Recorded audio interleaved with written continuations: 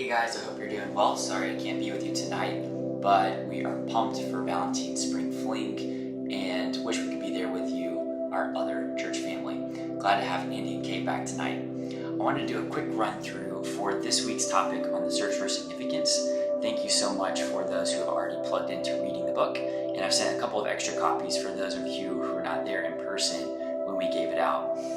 This week we are covering two separate topics: the performance trap and God's answer to that, justification. I love this one because as we really begin to unpack it, we see it has so much to do with our everyday lives. And remember, the purpose of going through the search for significance at this level is not necessarily for us. Now, if you learn something as a practical takeaway for yourself, that's excellent. But this is really to help you as you use everyday language and help people unpack the gospel. So one of the ways that we've seen understanding these truths about our identity and Jesus in the gospel is that as you're having conversations with people, these help you have another layer of empathy for folks to help understand what they're going through and to understand more powerfully specific ways the gospel can bring good news to their life. So this week we're gonna do a couple things. We've got some discussion questions. We've got a quiz out of the book for you to take to see your relationship with performance and failure. And then I'm going to give you just a couple of highlights of my very favorite quotes from the book. So if you have those pieces of paper, go ahead and pass them out right now that include the quiz, because while I'm doing this teaching, I would love for you to answer those 10 questions and then go ahead and add up your score. So listen to me out of one ear, but really this is also time for you to make sure that you can take this quiz so you can engage. And if you've already done this, me and you, undivided attention, so great. So let's just start off with some basics. Who deals with a search for significance according to the author Robert McGee? Well, according to him, everybody deals with it in some level.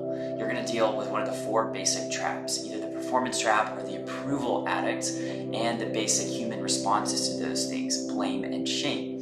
And the reason why, it's not because you are specifically bad, it's because you're human, and humans have experienced the fall. So every person who experiences the fall and is a person with sin in their life, which is all of us, are going to experience the results of that sin in our identity formation. One of my favorite quotes from the book says this about performance trap. It's just the basic definition. It says, I must meet certain standards to feel good about myself. And I remember the very first time I read this, and I didn't know how he knew me so well, but he was talking exactly about who I was. I've gone on to find that this has to do with my past and my history. It has to do with expectations put on me, but also expectations I have for myself. Some of it comes from my Enneagram number, if you're into that. But I've talked to a ton of people who at some level we deal with that.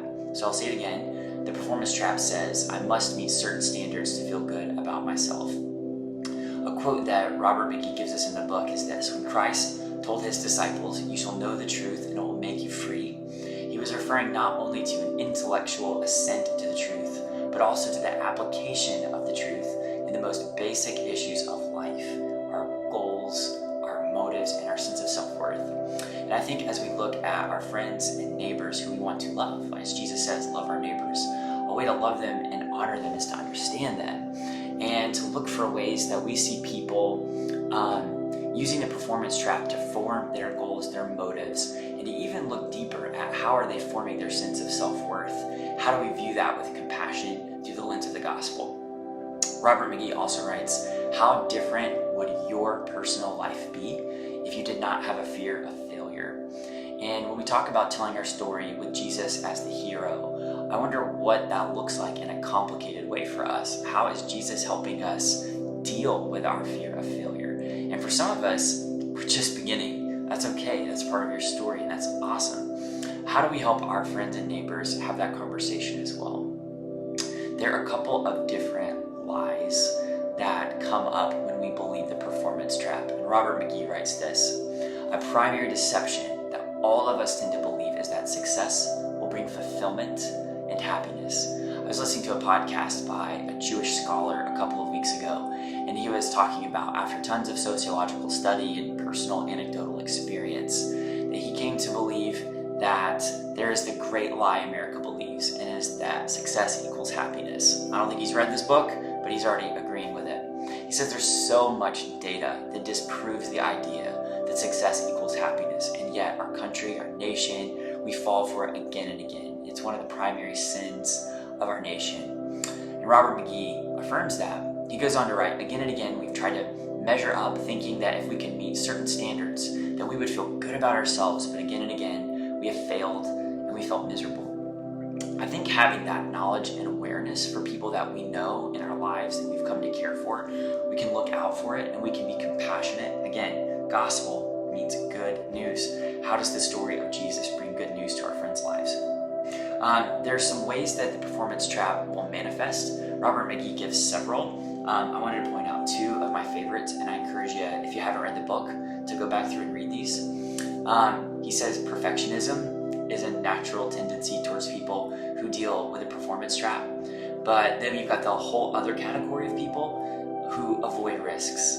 So I've seen both in my own life. Once in college, when I was in a more unhealthy place in regards to performance, had someone I really looked up to share with me, Aaron, you're always striving, but when the pressure gets tough, you shut down on basic responsibilities. I was so mad that he said that. And I was mad because he was right. And I think he could probably say it with a little more truth. I mean, yeah, a lot of truth, maybe a little more love. But I'm still glad he said it. I think it was a loving thing to say. And there's people in your life that need gentle reminders and really a well-placed question, or a person who just cares about them to give them space to talk about their perfectionism or their avoidance of risks. And I encourage you tonight in group to try to self-identify what your story has dealt with. Robert McGee talks a lot about this satanic formula that we place our life on the scale. He says when you equate your self-worth with performance and others' opinions, you're judging yourself based on a satanic formula designed to enslave you in performance trap. Thankfully, God has canceled this equation altogether. And that equation is something like my worth equals performance plus other people's opinions. So what is our hope for this? Is it self-help or better psychology? I mean, some of us need to go sit down in a clinician's office. But he says there's this doctrine of the gospel that is so important to understand in regards to the performance trap that speaks to a very basic need that all of us have. And the deeper we understand this truth in Jesus, and you're not going to do it with me giving a quick explanation, but in a deep formation of your faith and continuing your journey, he says to understand the doctrine of justification. Robert McGee writes this: visualize two ledgers. On one hand is a list of all your sins, and on the other, the righteousness of Christ. Now exchange your ledger for Christ's. This exemplifies justification. Many great theologians have even called this the great exchange. Transferring our sin to Christ and his righteousness to us. In 2 Corinthians 5:21, Paul writes, He made him, Christ, who knew no sin, to become sin on our behalf, that we might become the righteousness of God in him. Robert McGee writes, we are forgiven and righteous because of Christ's sacrifice. Therefore, we are pleasing to God. In spite of our failures, this reality can replace our fear of failure with peace, hope, and joy.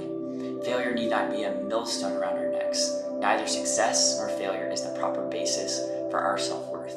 Christ alone is the source of all our forgiveness, freedom, joy, and purpose. Isn't that hope? Doesn't that just sound like good news? Search in your own heart, search the scriptures if you believe that's true. And if so, understand the truth in the scripture by the Spirit, what that means for your life. So we've got some discussion questions to unpack. We've also got some things to look back over. And I really encourage you just to dig in groups tonight. Love you guys. Thanks so much for going on this journey. Andrew and I want to make sure you know you're invited to Valentine's birthday party Saturday 10 a.m.